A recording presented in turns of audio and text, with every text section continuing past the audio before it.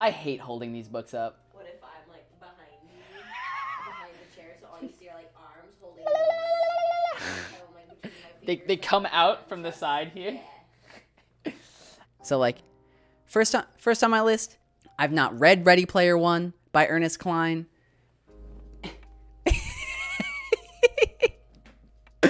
I've not seen the movie.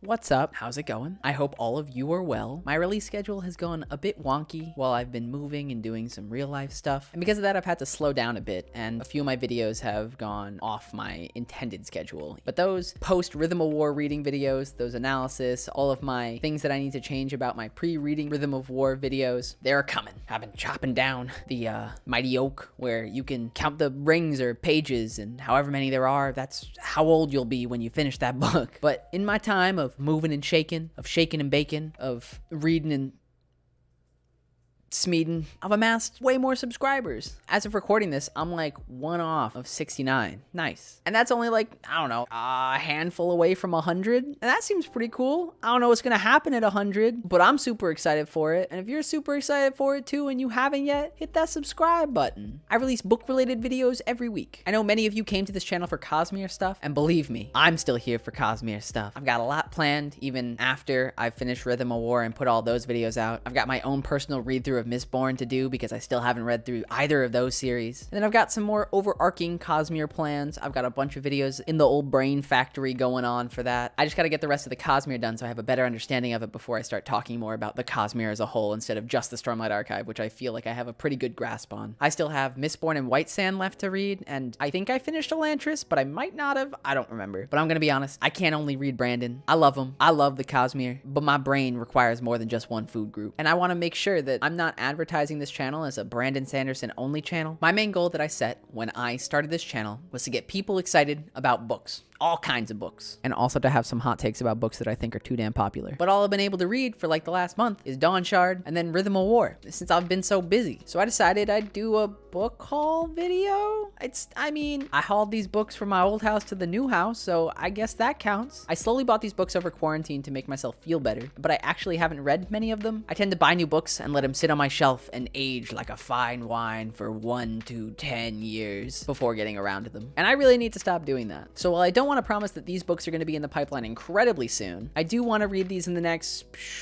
year about. I don't know, it's December, so that means like 2021 is only a few hours away, and I know I'm easily distracted by reading other things and the next new hip thing that I want to check out or whatever is exciting me that given hour. So I think a year for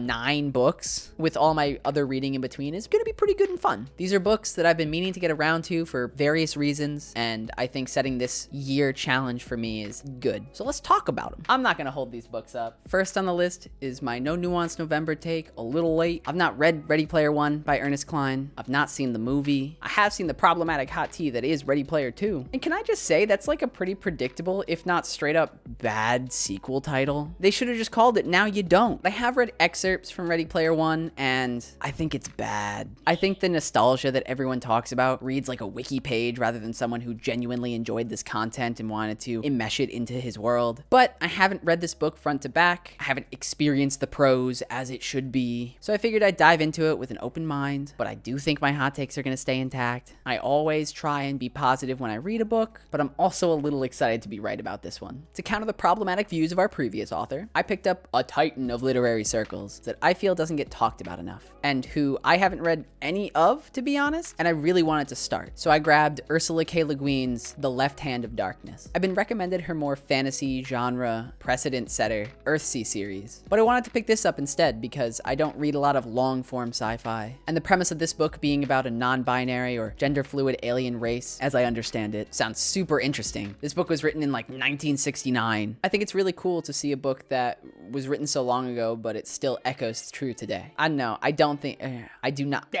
From everything that I've heard about her, I don't think this will disappoint. Next on the list is Sleeping Giants, a sci-fi book, I'm pretty sure. I don't actually know a whole lot about this book. I really liked the cover in the store, and I saw that it was in an epistolary format in the form of interview documents. And the first line is, "How big was the hand?" And that sounds wild. I've not read many epistolary style books. I read Dracula in college, and that was a really fun time. I really enjoyed the style, and it's Dracula. I mean, I'm gonna like it. So I figured let's give this a whirl. Let's see what it's like. The next book I picked up, because I've been watching a lot of interviews of authors recently, and I went down this rabbit hole of interviews of an author that I know and love, but I didn't know his name, nor did I know his face. And that would be Daniel Handler's We Are Pirates, or as I think most people born after 1990 would know him as. Yeah. Is that about right? When was the first Lemony Snicket book released? 2000.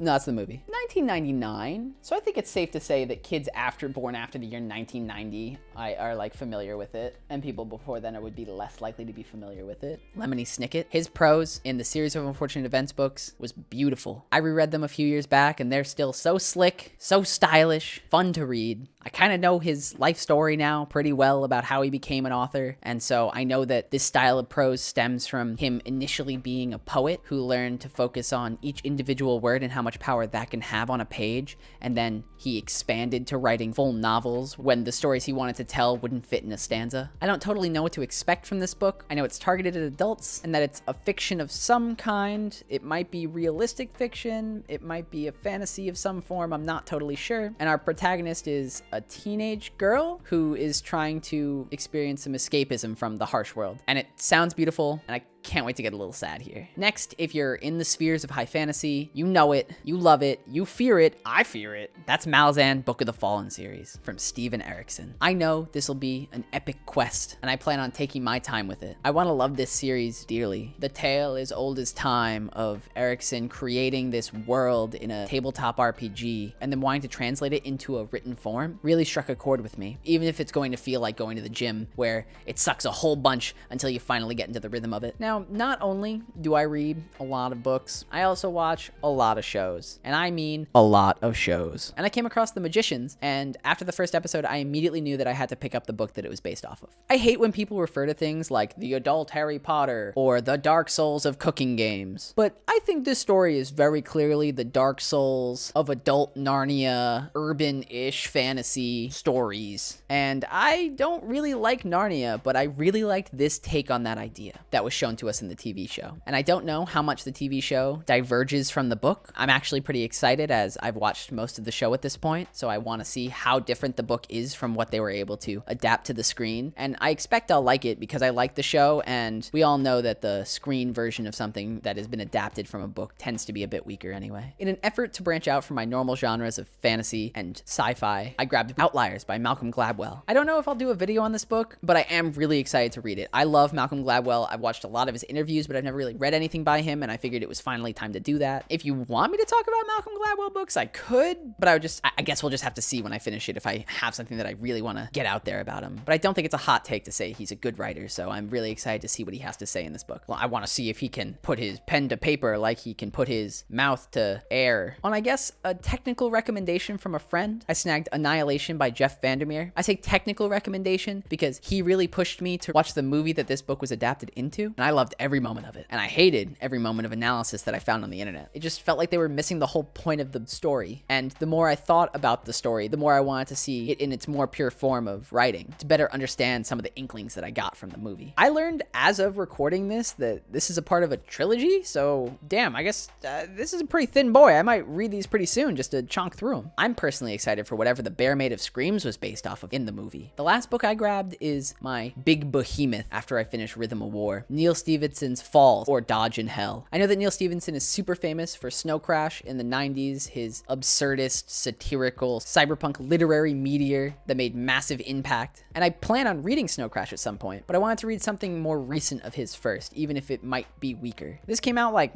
last year probably, and a lot of people were excited for it. And I have no idea what other people's takes on this book are, so I figured I would take a swing at it and read this big chonky boy. If he's a big famous 90s sci-fi author, I feel like this book will read like a 90s sci-fi story, but with some of the advancements that we've done in sci-fi writing. So So I'm pretty excited to see what he has to say here. I'm pretty excited to see what this book's about. I'm ready for my big sci-fi saga. So there we have it. Some books that you can expect to see appearing on this channel in the semi to pretty near future. Time is ever finicky, so who knows when one of these will pop up in your notifications. Maybe it already has. But I want to hold myself to getting these done come next December. If you're excited to hear about some of these books, or you've read them and you're excited to see what I have to say about them, please hit that like button. If you haven't already, hit that subscribe button. Thank you so much for watching this video, and I'll catch you next time.